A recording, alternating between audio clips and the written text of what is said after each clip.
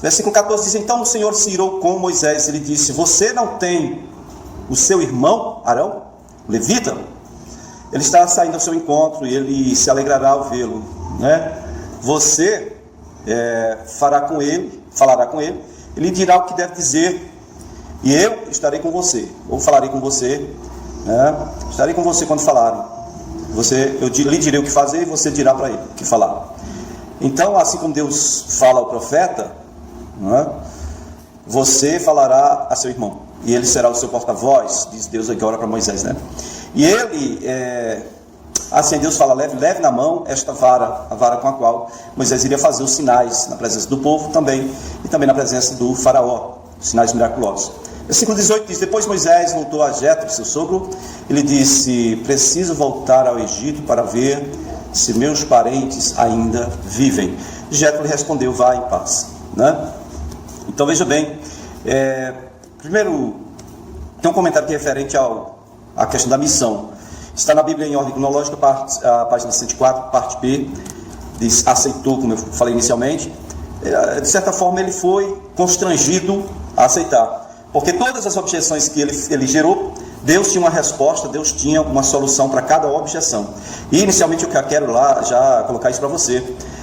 Nós não somos tão diferentes de Moisés. Na hora que a gente tem que sair daquela questão religiosa, só de receber alguma coisa de Deus, para cumprir um chamado, uma missão, muitas vezes nós damos muitas respostas. Nós somos evasivos e criativos, né, em fazer isso, formar algumas desculpas, né, e escusas que nós criamos para nos sentirmos melhor e dizermos depois que não fomos por isso ou por aquilo, sendo que na verdade essas objeções são geradas pelo homem, mas Deus, que conhece todas as coisas, tem uma resposta para cada uma delas, né? Deus não aceitou nenhuma objeção de Moisés, ele questionou e Deus trouxe a solução logo depois. Então essa objeção final foi a pior, foi a que fez com que Deus se irasse contra Moisés. Qual foi a última objeção? Rogo que envies outra pessoa, não a mim, envies outra pessoa, que não seja eu. Em outras palavras, Moisés estava dizendo para Deus o seguinte: Deus, eu não quero ir, eu não quero, não. Uma escolha minha, envie outro, por favor, né? E o Senhor então se irou no versículo 14. E quanta paciência Deus tem conosco, né, gente? Moisés agora estava com 80 anos. Talvez ele estivesse pensando o seguinte: por que o Senhor me chamou quando eu tinha 40? Na época que eu fugi para cá, eu estava totalmente disponível e disposto a libertar o seu povo. Agora, com 80 anos, o Senhor quer que eu volte para lá? E então é isso. É o ciclo final da vida de Moisés. Foi 40 anos no palácio, agora mais 40 anos no deserto de Midian, que é a Arábia Saudita, e agora vamos para os últimos 40 anos. Ele viveu 120 no total. Eu acho que depois de todas essas objeções, eu fico pensando, se fôssemos Deus, se formos nos colocar no lugar de Deus, certamente alguns de nós faria com Moisés o seguinte: era só fulminar, vou fulminar você, então vou fazer, vou chamar seu irmão, mas vou fulminar você. Já pensou? O nosso senso de justiça, né? Faria isso. Não tenho paciência. Já pensou? Se eu, sendo humano, não tenho paciência com o meu irmão, imagine eu sendo Deus, como é que eu iria? Eu sendo Deus, como é que eu iria ter paciência com um ser humano, né, que foi projetado desde 80 anos atrás para um propósito e agora está se recusando, se excusando? Bom, eu penso que muitos morreram afogados. Muitas crianças da época de Moisés morreram lá comidos pelos crocodilos. Mas Moisés, só existia um, né? Moisés era aquele. O próprio nome dele já lembra o propósito para o qual ele veio, né, a existir, né? Tirado das águas, tá certo? Foi tirado das águas do Nilo, pai dos deuses. E então, mesmo em tempo de opressão, em tempo de infanticídio, em tempos ruins, Deus preservou Moisés com um objetivo. E, né, agora Moisés estava se excusando e recusando. Moisés estava disposto a abrir mão da missão em detrimento de sua vida própria, particular. Ele queria sacrificar o projeto de Deus por causa dos seus privilégios pessoais, em troca do seu conforto pessoal. Quantos hoje fazem isto?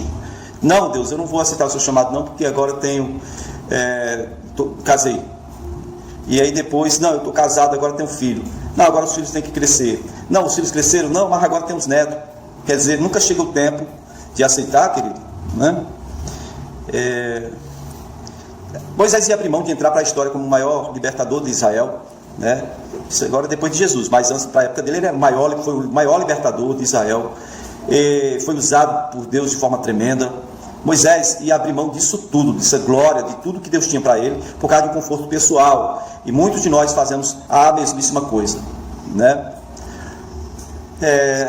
Deus sempre ouviu cada uma das objeções dele e solucionou, né? A última, porém, deixou Deus irado por causa disso.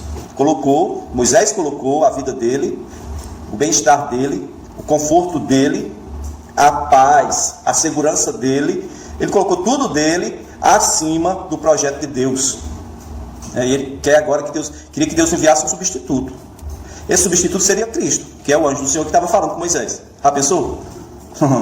Como Deus não iria se irar? Não era o tempo de que Jesus Cristo visse fazer carne. Até aqui nós percebemos que Moisés representa cada um de nós. Nós conhecemos Deus, porém no momento de assumir a nossa missão pessoal, nós questionamos sobre todas as condições para isso. Mais uma coisa para a gente concluir. Todo chamado é pessoal, olha para mim. Todo chamado que Deus faz é pessoal, é intransferível.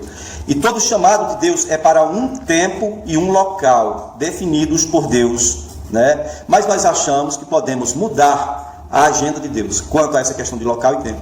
Alguns que aceitam o chamado acham que podem executar sua missão em qualquer lugar e a qualquer tempo, mas isto não é assim, né? Nós achamos que o tempo certo é um e Deus já definiu que seria outro. Nós achamos que é no início, quando temos força, vitalidade, temos garra, queremos fazer evangelismo, queremos fazer discípulo, não temos vergonha, nós temos ousadia e vamos para cima negado. Não é. O tempo de ser enviado é depois de maturidade. É depois que você alcança realmente maturidade, né? Não é o tempo da ousadia. O tempo da ousadia é no tempo que você começou a andar com Deus.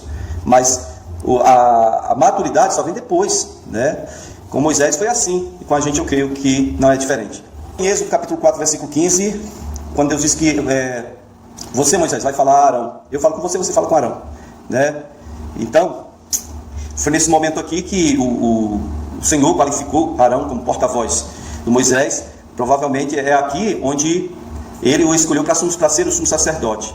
Até aqui não existe uma tribo específica para esses trabalhos. E junto com o chamado do Arão, agora, então, já subentende-se que a tribo de Levi aqui será a escolhida, porque dois irmãos da mesma tribo, claro, estão aí para cumprir uma missão importantíssima para toda a história de Israel, que é a participação deles na retirada do povo de Israel de debaixo da opressão egípcia.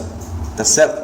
Muito bem. Versículo 17, quando Deus fala, não esqueça de levar a sua vara. Essa tradução vara não é tão perfeita como no próprio, pelo menos a nossa versão revista e atualizada, Salmo 23, sua vara e seu cajado me consolam. Como é que vara consola? Me diga. Não tem como. Ali na outra versão diz seu bordão. Bordão é outra coisa. O bordão seria como uma vara realmente, mas uma vara bem grande, quase da espessura de um cabo de enxada, vamos dizer assim, e bem comprido, quase a altura de um homem. Bordão. Para que é o bordão? Para defender o rebanho de lobo, de ladrões, para, né, o pastor poder subir em lugares lá, servir de apoio. E a diferença do bordão para o cajado? O cajado tem uma voltinha. Não existe esses cajados com voltinha em canto nenhum, em árvore nenhuma. Você encontra um negócio com voltinha perfeita, não. Você encontra uma bifurcaçãozinha assim, como aqui no Ceará eles usavam com de baladeira. É só você imaginar que o cajado seria diferente do bordão só por causa desse gancho, que era usado para, né, pegar alguma ovelha que estivesse no local de difícil acesso, não desse para o pastor entrar, então pegava, puxava com essa, né, essa bifurcaçãozinha de madeira.